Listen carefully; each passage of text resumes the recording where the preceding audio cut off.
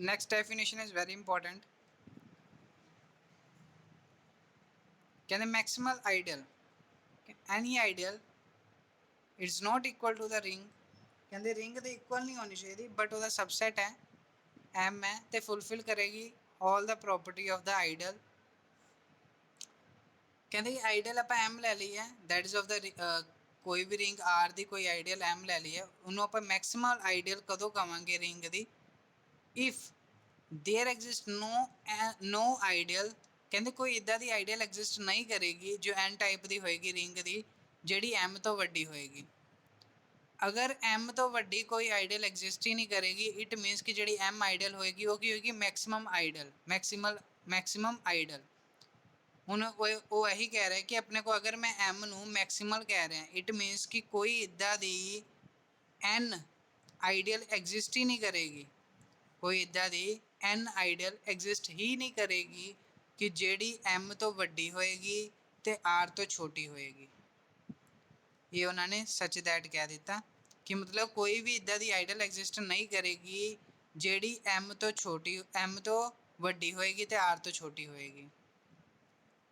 ਹੁਣ m ਹੈ ਆਪਣੇ ਕੋ ਜਿਹੜੀ m ਆਈਡੀਅਲ ਹੋਏਗੀ ਉਹ ਫਿਰ ਰਿੰਗ ਉਹਨੂੰ ਆਪਾਂ ਮੈਕਸਿਮਮ ਆਈਡੀਅਲ ਕਵਾਂਗੇ। ਦੈਨ ਇਟ ਮੀਨਸ ਕਿ ਕੋਈ ਵੀ ਆਈਡੀਅਲ ਆਪਾਂ n ਲੈ ਲੈਂਦੇ ਆ ਜਾਂ ਉਹ n ਦੇ ਬਰਾਬਰ ਹੋਏਗੀ ਜਾਂ ਉਹ m ਦੇ ਬਰਾਬਰ ਹੋਏਗੀ ਜਾਂ ਉਹ ਰਿੰਗ ਦੇ ਬਰਾਬਰ ਹੋਏਗੀ। ਇਹ ਨਹੀਂ ਹੋਏਗਾ ਕਿ ਉਹ m ਤੋਂ ਵੱਡੀ ਹੋਏਗੀ r ਤੋਂ ਛੋਟੀ ਹੋਏਗਾ, ਉਹ ਆਹ ਵਾਲੀ ਪ੍ਰੋਪਰਟੀ ਨੂੰ ਫੁੱਲਫਿਲ ਨਹੀਂ ਕਰੇਗਾ।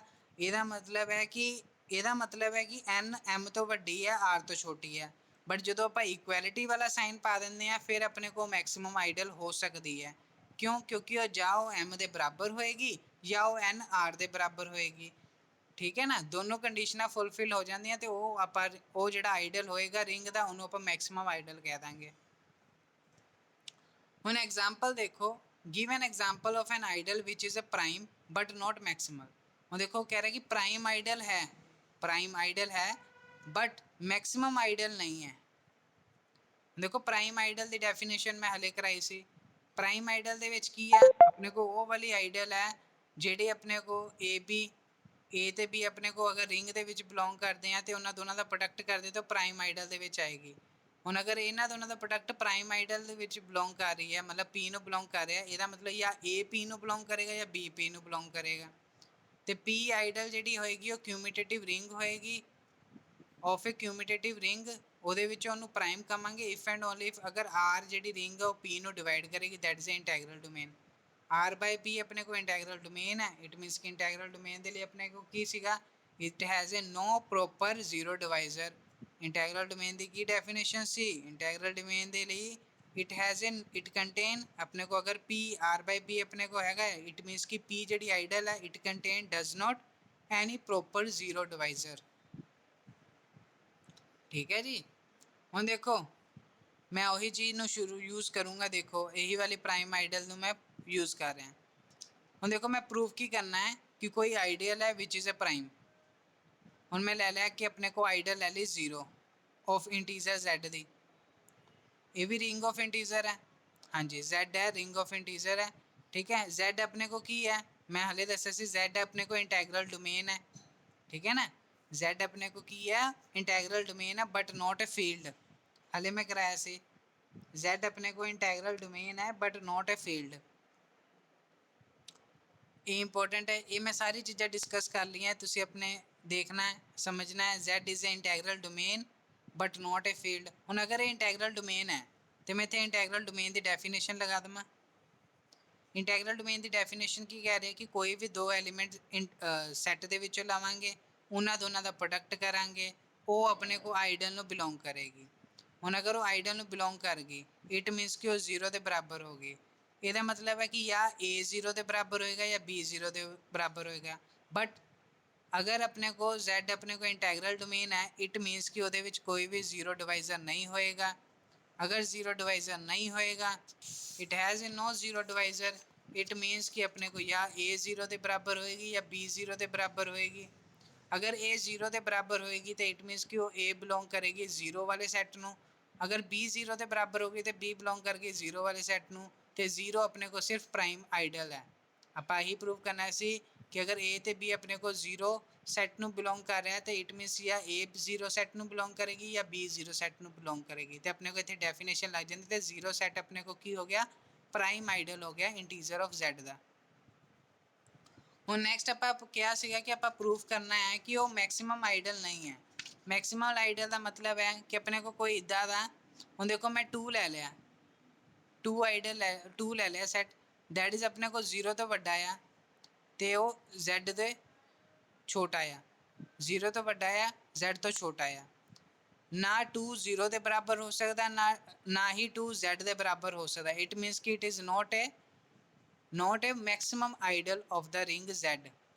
ਤੇ ਇੱਥੇ ਆਪਣੇ ਕੋ ਪ੍ਰੂਫ ਹੋ ਜਾਂਦਾ ਹੈ ਕਿ ਜਿਹੜਾ ਆਪਣੇ ਕੋ 0 ਆਪਣੇ ਕੋ ਆਈਡਲ ਆਫ ਦਾ ਰਿੰਗ ਕਹਿ ਰਹੇ हैं दैट इज अपने को 0 है, 0 सेट है, वो अपने को ना अपने को मैक्सिमम आइडल है बट वो प्राइम आइडल है ऑफ द इंटीजर। ठीक है जी, इतने एग्जाम्पल साढ़े को कंप्लीट हो जाती है। सेम आप डेफिनेशन यूज करनी है, डेफिनेशन ही अप्लाई करनी है। नेक्स्ट एग्जाम्पल है given example of an ideal which is a maximum but not prime. ਹੁਣ ਇਸ ਵਾਲੇ केस से ऑपोजिट हो गया, मैक्सिमल है बट प्राइम नहीं है। ਹੁਣ मैक्सिमम है इट मीनस कि आह वाली प्रॉपर्टी ਹੁਣ अपने को की पता है, सानू कोई आप लै लाँगे दैट इज़ अपने को ग्रेटर दैन होएगी। एम अपने को आइडल है अगर इन्हें तो ये तो अपने को कोई ग्रेटर दैन एग्जिस्ट करेगी। इट मीनस कि एम एन तो वड्डी होएगी या इक्वल होएगी या इक्वल टू अपने को कोई सैट होएगा रिंग के बराबर होएगी। अपने को आ प्रॉपर्टी गिवन है, ये बाय डेफिनेशन है। ਹੁਣ मैं वही लैके चल रहा कि लैट ई भी अपने को रिंग है, केड़ी रिंग है that is even integer the, even integer है। इट मीनस कि वी क्लेम दैट कि आइडल 4 इन ई दे विच मैक्सिमम आइडल है बट नॉट प्राइम। ਹੁਣ आइडल 4 है, ਹੁਣ आइडल 4 अपने को मैक्सिमम आइडल है बट वो प्राइम आइडल नहीं है। ਹੁਣ मैं ध्यान ना देखो, ਹੁਣ मैं देखो मैक्सिमम आइडल प्रूव करदा पहले। ਹੁਣ गिवन अपने को मैक्सिमम आइडल हो गया बट नॉट ए प्राइम। हम देखो पहले आप मैं प्रूव करूँगा कि वो मैक्सिमल आइडियल है, वो मैं की करूँगा हूँ 2 does not belongs to the अपने को 4 आइडल एंड 2 बिलोंग कर रहा है ई सैट नू क्योंकि ईवन इंटीजर का सैट है। ई अपने को ईवन इंटीजर का सैट है, इट मीनस कि 2 4 6 8 इदा के एलीमेंट आऊगे।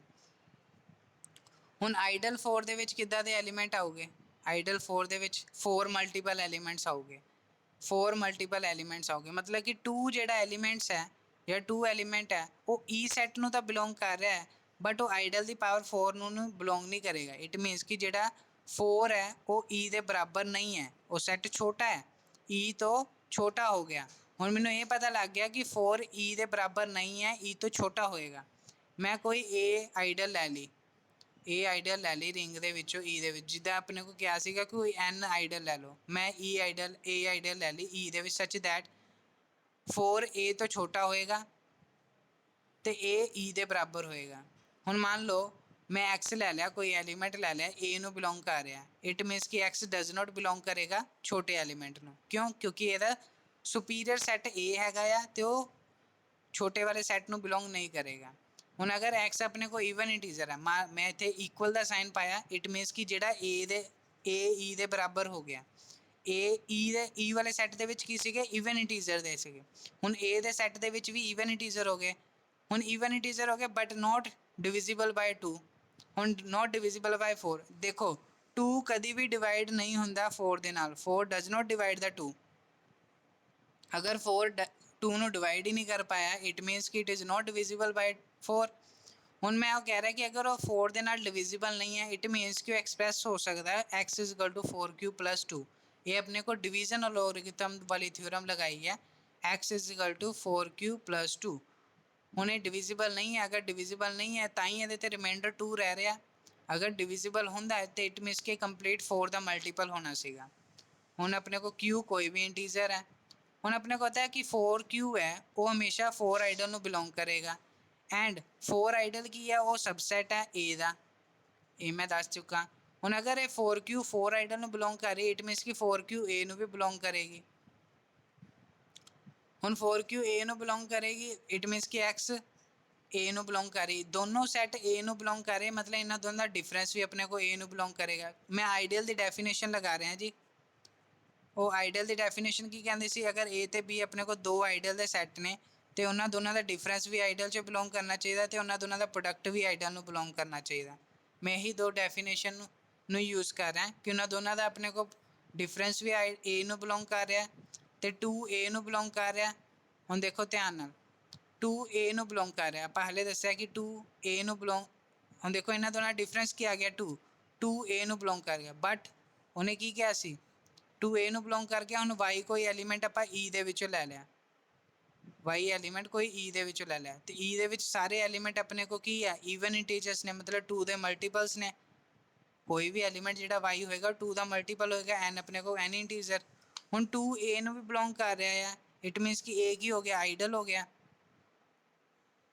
2A ਨੂੰ ਬਿਲੋਂਗ ਕਰ ਰਿਹਾ ਐਂਡ A ਆਪਣੇ ਕੋ ਕੀ ਆਈਡੀਅਲ ਹੈ ਤੇ 2A ਨੂੰ ਬਿਲੋਂਗ ਕਰੇਗਾ, 2 ਦਾ ਮਲਟੀਪਲ ਵੀ ਆਪਣੇ ਕੋ A ਨੂੰ ਬਿਲੋਂਗ ਕਰੇਗਾ, ਇਟ ਮੀਨਸ ਕਿ Y A ਨੂੰ ਬਿਲੋਂਗ ਕਰ ਗਿਆ। ਹੁਣ ਧਿਆਨ ਨਾਲ ਦੇਖੋ ਕਿ Y A ਨੂੰ ਬਿਲੋਂਗ ਕਰ ਗਿਆ। ਹੁਣ ਦੇਖੋ E ਆਪਣੇ ਕੋ ਕੀ ਹੋ ਗਿਆ, ਆਪਣੇ ਕੋ ਇੱਥੇ ਕੀ ਲੈ ਕੇ ਚੱਲੇ ਸੀ A is the subset of, ਜਾਂ ਆਪਣੇ ਕੋ complete subset or equal to of E। ਇੱਥੇ ਆਪਾਂ ਪ੍ਰੂਵ ਕਰ ਲਿਆ ਕਿ E is a subset of equal to of A, it means ਕਿ ਆਪਣੇ ਕੋ but A is a subset of equal to, it means ਕਿ ਦੋਨੋਂ ਸੈਟ ਆਪਸ 'ਚ ਬਰਾਬਰ ਹੋ ਗਏ।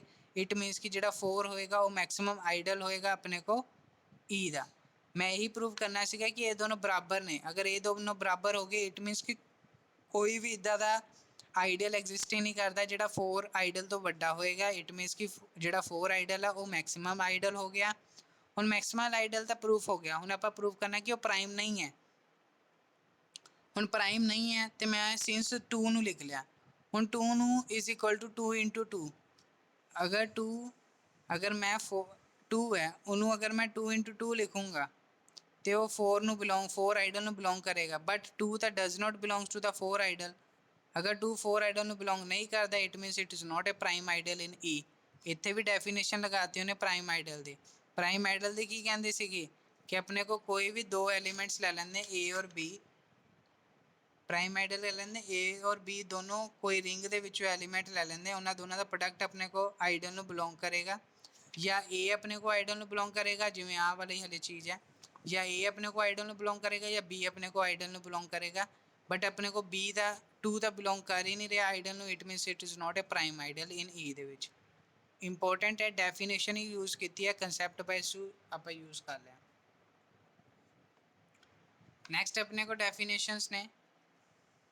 ਥਿਊਰਮ ਵੀ ਆਂਦੀ ਹੈ ਸਾਡੇ ਕੋਲ, ਦੇਖੋ ਕੋਈ ਆਈਡੀਅਲ M ਹੈ of a cumulative ring with unity ਵੀ ਦਿੱਤੀ ਹੋਈ ਹੈ, is a maximum if and only if R by M। ਹੁਣ R by M ਆਪਣੇ ਕੋ ਕੀ ਹੁੰਦੀ ਹੈ, is a field. R by M ਆਪਣੇ ਕੋ ਫੀਲਡ ਹੈ, ਇਹ ਆਪਣੇ ਕੋ ਪ੍ਰੂਫ ਕਰਨਾ ਹੈ। ਇਹ ਥਿਊਰਮ ਤੁਸੀਂ ਅੱਗੇ ਕਰਨੀ ਹੈ, ਉਸ ਤੋਂ ਪਹਿਲੇ ਡੈਫੀਨੇਸ਼ਨ ਦੇਖ ਲਓ। ਅਗਰ ਰਿੰਗ ਹੋਮੋਮੋਰਫਿਜ਼ਮ ਹੈ ਤੇ ਡੈਫੀਨੇਸ਼ਨ ਹੈ ਹੋਮੋਮੋਰਫਿਜ਼ਮ ਦੀ ਕਿ ਆਪਣੇ ਕੋ ਕੋਈ ਮੈਪਿੰਗ ਜਾ ਰਹੀ ਹੈ, ਮੈਪਿੰਗ ਜਾ ਰਹੀ ਹੈ ਆਪਣੇ ਕੋ R ਤੋਂ ਲੈ ਕੇ R ਡੈਸ਼ ਦੇ ਵਿੱਚ, ਤੇ ਇਹ ਮੈਪਿੰਗ ਜਾ ਰਹੀ ਹੈ F ਮੈਪਿੰਗ। F ਮੈਪਿੰਗ ਜਾ ਰਹੀ ਹੈ R ਤੋਂ R ਡੈਸ਼ ਦੇ ਵਿੱਚ, ਉਹਨੂੰ ਆਪਾਂ ਇਨਟੂ ਦੀ ਮੈਪਿੰਗ ਜਾ ਰਹੀ ਹੈ। ਸੇ ਟੂ ਬੀ ਹੋਮੋਮੋਰਫਿਜ਼ਮ ਕਦੋਂ ਕਵਾਂਗੇ, ਸਾਡੇ ਕੋਲ ਦੋ ਪ੍ਰੋਪਰਟੀਆਂ ਫੁੱਲਫਿਲ ਹੋਣੀਆਂ ਚਾਹੀਦੀਆਂ, F of A plus B that is F of A plus F of B, F of A into B that is equal to F of A into F of B ਹੋਣੀ ਚਾਹੀਦੀ। ਅਗਰ ਇਹ ਦੋਨੋਂ ਪ੍ਰੋਪਰਟੀਆਂ fulfil ਹੁੰਦੀਆਂ then ਆਪਣੇ ਕੋਲ ਹੋਮੋਮੋਰਫਿਜ਼ਮ ਹੋਏਗਾ। ਅਗਰ ਆਈਸੋਮੋਰਫਿਜ਼ਮ ਪ੍ਰੂਵ ਕਰਨਾ ਹੈ ਤੇ ਉਹਦੇ ਲਈ ਹੋਮੋਮੋਰਫਿਜ਼ਮ ਦੀ ਪ੍ਰੋਪਰਟੀਆਂ ਫੁੱਲਫਿਲ ਕਰਨੀਆਂ ਪੜੇਗੀ, ਨਾਲ 1 ਪ੍ਰੂਵ ਕਰਨਾ ਪਏਗਾ, ਨਾਲ ਔਨ ਟੂ ਪ੍ਰੂਵ ਕਰਨਾ ਪਏਗਾ। ਠੀਕ ਹੈ। ਅਗਰ ਰਿੰਗ ਆਪਣੇ ਕੋ ਆਈਸੋਮੋਰਫਿਕ ਹੋ ਜਾਂਦੀ ਹੈ ਤੇ ਆਈਸੋਮੋਰਫਿਕ ਵੀ ਮੈਂ ਦੱਸ ਚੁੱਕਾ ਕਿ R is equal to the similar of R dash। The relation of isomorphism on the set of a ring is an equivalence relation। अगर कोई अपने को रिंग आइसोमॉर्फिज्म हो जाती है तो इक्विवेलेंस रिलेशन की तीनों प्रॉपर्टियों ਨੂੰ ਫੁੱਲਫਿਲ ਕਰੇਗੀ। ਇਕੁਇਵਲੈਂਸ ਰਿਲੇਸ਼ਨ ਦੇ ਵਿੱਚ ਕਿਹੜੀ ਕਿਹੜੀ ਆਂਦੀ ਹੈ, ਸਿਮੈਟ੍ਰਿਕ, ਟ੍ਰਾਂਜ਼ਿਟਿਵ ਐਂਡ ਸਿਮੈਟ੍ਰਿਕ, ਰਿਫਲੈਕਸਿਵ ਐਂਡ ਟ੍ਰਾਂਜ਼ਿਟਿਵ। ਹੁਣ ਦੇਖੋ ਆਪਣੇ ਕੋ ਕੁਝ ਈਜ਼ੀਲੀ ਪ੍ਰੂਵਡ ਨੇ, ਜਿਵੇਂ f of 0 ਹਮੇਸ਼ਾ 0 ਹੋਏਗਾ, 0 ਡੈਸ਼ ਹੋਏਗਾ, 0 ਤੇ 0 ਡੈਸ਼ ਆਪਣੇ ਕੋ 0 ਐਲੀਮੈਂਟ ਹੋਗੇ, ਆ 0 ਇਸ ਐਲੀਮੈਂਟ ਨੂੰ ਬਿਲੋਂਗ ਕਰੇਗਾ ਤੇ 0 ਡੈਸ਼ ਆਪਣੇ ਕੋ r ਡੈਸ਼ ਨੂੰ ਬਿਲੋਂਗ ਕਰੇਗਾ। ਹੁਣ ਅਗਰ ਮਾਈਨਸ a ਦੇ ਐਲੀਮੈਂਟ ਤੇ ਮੈਂ ਫੰਕਸ਼ਨ ਲਗਾਉਂਦਾ ਉਹ ਹਮੇਸ਼ਾ ਮਾਈਨਸ f of a ਹੋਏਗਾ, ਅਗਰ a ਬਿਲੋਂਗ ਕਰੇਗਾ ਰਿੰਗ ਨੂੰ। ਅਗਰ ਮੈਂ f n into a ਤੇ ਫੰਕਸ਼ਨ ਲਗਾਉਂਦਾ ਤੇ n ਬਾਹਰ ਆ ਜਾਏਗਾ, ਸਕੇਲਰ ਆਪਣੇ ਕੋ ਬਾਹਰ ਆ ਜਾਏਗਾ, n ਆਪਣੇ ਕੋ ਕੋਈ ਵੀ ਇੰਟੀਜਰ ਹੋਏਗਾ। ਤੇ ਸਿਮਿਲਰਲੀ ਆਪਣੇ ਕੋ f of a the power n ਤੇ ਹੈ, ਤੇ ਮੈਂ a f of a ਕਰ ਦੂੰਗਾ, n ਬਾਹਰ ਲੈ ਲੂੰਗਾ ਮੈਟ੍ਰਿਸਿਸ ਦੀ ਫਾਰਮ ਦੇ ਵਿੱਚ। ਹੁਣ ਕਰਨਲ ਆਫ ਏ ਰਿੰਗ ਹੋਮੋਮੋਰਫਿਜ਼ਮ, ਕਹਿੰਦੇ ਕੋਈ ਵੀ ਆਪਣੇ ਕੋਲ ਫੰਕਸ਼ਨ ਹੈ f ਹੈ, ਹੋਮੋਮੋਰਫਿਜ਼ਮ ਹੈ। ਦੇਖੋ ਹੋਮੋਮੋਰਫਿਜ਼ਮ ਹੈ ਉਹਦੀ ਦੋਨੋਂ ਪ੍ਰੋਪਰਟੀਆਂ ਫੁੱਲਫਿਲ ਹੋਣੀਆਂ ਚਾਹੀਦੀਆਂ, ਠੀਕ ਹੈ, ਜਿਹੜੀ ਮੈਂ ਹਾਲੇ ਦੱਸੀਆਂ। ਉਹ ਫॉर्म ਏ ਰਿੰਗ, ਉਹ ਇੱਕ ਰਿੰਗ ਫॉर्म ਕਰ ਰਿਹਾ ਇਨਟੂ ਦਾ r ਡੈਸ਼, ਮਤਲਬ ਮੈਪਿੰਗ ਜਾ ਰਹੀ ਹੈ r ਟੂ r ਡੈਸ਼ ਦੇ ਵਿੱਚ, ਠੀਕ ਹੈ ਜੀ। ਉਹ ਤੇ ਸੈੱਟ ਕਿੱਦਾਂ ਦੇ ਐਲੀਮੈਂਟ ਨੇ, ਹੁਣ ਸੈੱਟ ਕਿੱਦਾਂ ਦਾ ਹੈ, ਸੈੱਟ ਦੇ ਵਿੱਚ ਐਲੀਮੈਂਟ ਕਿੱਦਾਂ ਨੇ, x ਬਿਲੋਂਗ ਕਰ ਰਿਹਾ r ਨੂੰ, ਤੇ ਜਦੋਂ ਮੈਂ ਕਿਸੇ ਵੀ ਐਲੀਮੈਂਟ x ਤੇ ਫੰਕਸ਼ਨ ਲਗਾਉਣਾ ਤੇ ਉਹ 0 ਡੈਸ਼ ਦੇ ਵਿੱਚ ਬਿਲੋਂਗ ਕਰ ਰਿਹਾ। ਅਗਰ ਉਹ 0 ਡੈਸ਼ ਬਣ ਗਿਆ ਇਟ ਮੀਨਸ ਕਿ ਇਸ ਸੈੱਟ ਦੇ ਵਿੱਚ ਸਿਰਫ ਇੱਕੋ ਹੀ ਐਲੀਮੈਂਟ ਹੈ, ਕਿਹੜਾ 0, ਤੇ 0 ਡੈਸ਼ ਬਿਲੋਂਗ ਕਰ ਰਿਹਾ r ਡੈਸ਼ ਨੂੰ, ਠੀਕ ਹੈ ਜੀ। ਮੈਂ ਕੋਈ ਵੀ ਐਲੀਮੈਂਟ ਲੈ ਲਵਾਂ ਇਸ ਸੈੱਟ ਦਾ, x ਦਾ ਕੋਈ ਵੀ ਐਲੀਮੈਂਟ ਲੈ ਲਵਾਂ, ਅਗਰ ਮੈਂ ਫੰਕਸ਼ਨ ਲਗਾਤਾ f of x ਤੇ ਉਹ 0 ਡੈਸ਼ ਦੇ ਬਰਾਬਰ ਹੋਏਗਾ। ਅਗਰ ਇਹ ਵਾਲੀ ਪ੍ਰੋਪਰਟੀ, ਇਹ ਵਾਲਾ ਸੈੱਟ ਬਣਦਾ ਤੇ ਉਸ ਸੈੱਟ ਨੂੰ ਕੀ ਕਹਿੰਦੇ ਆ ਆਪਣੇ ਕੋਲ, kernel of a ring homomorphism is an ideal. Kernel of f ਬਣ ਜਾਂਦਾ ਸੈੱਟ, ਤੇ ਕਰਨਲ ਆਫ ਹਮੇਸ਼ਾ ਰਿੰਗ ਦੀ ਜਿਹੜੀ ਹੋਮੋਮੋਰਫਿਜ਼ਮ ਦੀ ਪ੍ਰੋਪਰਟੀ ਨੂੰ ਪ੍ਰੂਵ ਕਰਦਾ ਤੇ ਉਹਨੂੰ ਆਈਡਲ ਕਹਿੰਦੇ ਆ। ਹੁਣ ਅਗਰ ਪੇਪਰਾਂ ਦੇ ਵਿੱਚ ਆਂਦੀ ਪ੍ਰੂਵ ਦਾ fundamental theorem on homomorphism of ring, ਤੇ ਤੁਸੀਂ ਪ੍ਰੂਵ ਕਰੋਗੇ ਕਿ ਕੋਈ ਫੰਕਸ਼ਨ ਹੈ f ਹੈ that is a homomorphism mapping ਹੈ from a ring onto r dash ਹੈ, ਦੈਨ ਆਪਣੇ ਕੋਲ, ਹੁਣ ਦੇਖੋ ਇੱਥੇ ਔਨ ਟੂ ਹੈ, ਇਹ ਜ਼ਰੂਰ ਦੇਖਣਾ ਕਿ ਇਨਟੂ ਹੈ ਕਿ ਔਨ ਟੂ ਹੈ, r dash to r dash ਜਾ ਰਹੀ ਹੈ। ਹੁਣ r ਟੂ r ਡੈਸ਼ ਜਾ ਰਹੀ ਹੈ, ਦੈਨ ਆਪਣੇ ਕੋ ਪ੍ਰੂਵ ਕਰੋ ਕਿ ਜਿਹੜਾ r ਡੈਸ਼ ਹੈ is a isomorphic of r divides ਦਾ ਕਰਨਲ ਆਫ f। ਹੁਣ ਅਗਰ ਨੈਚੁਰਲ ਆਫ ਕੈਨੋਨੀਕਲ ਹੋਮੋਮੋਰਫਿਜ਼ਮ ਹੈ ਤੇ ਆਪਣੇ ਕੋ r ਕੋਈ ਵੀ ਰਿੰਗ ਹੈ, ਇਹ ਆਪਣੇ ਕੋ ਕੋਈ ਵੀ ਆਈਡੀਅਲ ਹੈ ਰਿੰਗ ਦੀ, ਮੈਪਿੰਗ ਜਾ ਰਹੀ ਹੈ r ਤੋਂ ਲੈ ਕੇ r ਬਾਈ a ਦੇ ਵਿੱਚ, ਤੇ ਇਹਦੇ ਵਿੱਚ ਕਿੱਦਾਂ ਦਾ ਐਲੀਮੈਂਟ ਹੋਏਗਾ, ਅਗਰ ਮੈਂ a ਐਲੀਮੈਂਟ r ਦੇ ਵਿੱਚੋਂ ਲੈਣਾ ਹੈ ਤੇ r ਬਾਈ a ਦੇ ਵਿੱਚ ਕਿੱਦਾਂ ਦਾ ਐਲੀਮੈਂਟ ਹੋਊਗਾ, that is x plus a ਵਾਲਾ, ਇਦਾਂ ਦੇ ਐਲੀਮੈਂਟ ਹੋਊਗੇ a ਪਲਸ a ਵਾਲਾ, a ਆਪਣੇ ਕੋ ਆਈਡਲ ਹੈ, ਠੀਕ ਹੈ ਜੀ। ਤੇ ਇਹ ਬਿਲੋਂਗ ਕਰੇਗਾ ਰਿੰਗ ਨੂੰ, ਤੇ ਆਪਣੇ ਕੋ f ਪ੍ਰੂਫ ਕਰਾਂਗੇ ਆਪਾਂ, f is a homomorphism of r onto of r by a with the kernel of a, ਠੀਕ ਹੈ ਜੀ। ਦੇ ਫਸਟ ਥਿਊਰਮ ਆਫ ਆਈਸੋਮੋਰਫਿਜ਼ਮ ਹੈ, ਤੇ ਉਹਦੇ ਵਿੱਚ ਆਪਾਂ ਕੀ ਕਰਾਂਗੇ, ਦੋ ਆਈਡੀਅਲ ਲਵਾਂਗੇ ਰਿੰਗ ਦੇ ਵਿੱਚੋਂ ਸੱਚ ਦੈਟ ਕਿ b is a subset of a ਹੋਏਗਾ, ਤੇ r ਬਾਈ a ਆਪਣੇ ਕੋ ਆਈਸੋਮੋਰਫਿਕ ਪ੍ਰੂਵ ਕਰਾਂਗੇ, r ਬਾਈ b ਡਿਵਾਈਡ ਕਰੇਗਾ a by b। Second theorem of isomorphism ਹੈ, ਆਪਾਂ ਦੋ ਆਈਡੀਅਲ ਲਵਾਂਗੇ ਰਿੰਗ ਦੇ ਵਿੱਚੋਂ, ਦੈਨ ਪ੍ਰੂਵ ਕਰਾਂਗੇ a ਪਲਸ b ਡਿਵਾਈਡ ਕਰੇਗਾ a ਨੂੰ is congruent to b divides the a intersection b। ਇਹ ਸਾਰੀ ਡੈਫੀਨੇਸ਼ਨਸ ਨੇ, ਤੇ ਕਿਹੜੀ ਕਿਹੜੀ ਥਿਊਰਮਸ ਨੇ, ਕਿਹੜੇ ਕਿਹੜੇ ਨਾਮ ਤੋਂ, ਉਹਦੇ ਲਈ ਆਪਾਂ ਨੂੰ ਕੀ ਪ੍ਰੂਫ ਕਰਨਾ ਪੈਣਾ, ਉਹ ਸਾਰਾ ਕੁਝ ਦਿੱਤਾ ਹੈ।